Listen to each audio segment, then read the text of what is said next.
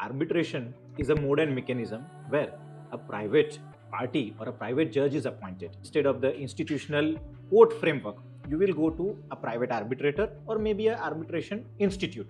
Because when you refer a dispute to a private party, both the parties should have a confidence into the institution or a person who is going to arbitrate the dispute. Very important thing is that you have to tell the other party that, see, this is the dispute. Now we have failed to resolve it as per our mode.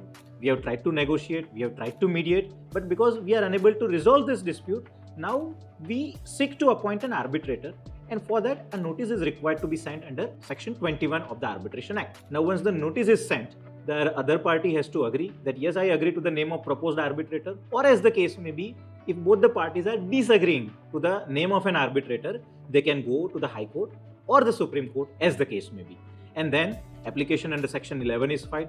High Court decides who could be the proposed arbitrator who will arbitrate the dispute. Now there are two important things which you require to understand. Number one, that section 21 notice is a prerequisite. Without intimating to the other party, if you are initiating the arbitration, then ultimately that arbitration is void. In the case of Alupro Industries, Delhi High Court said that if there is no notice under section 21 sent, then you are imposing a particular arbitrator onto the other party, and therefore that is not valid, and the entire arbitral award was quashed by the Delhi High Court. There are two important limitations in the arbitration journey.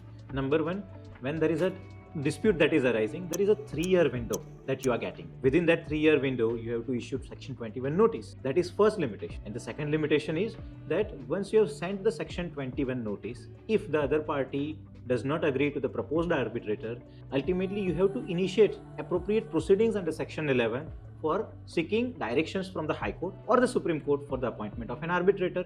That window is also another window of 3 years. If you fail to meet with this limitation window, ultimately, despite having a valid arbitration clause, your entire litigation journey may be doomed.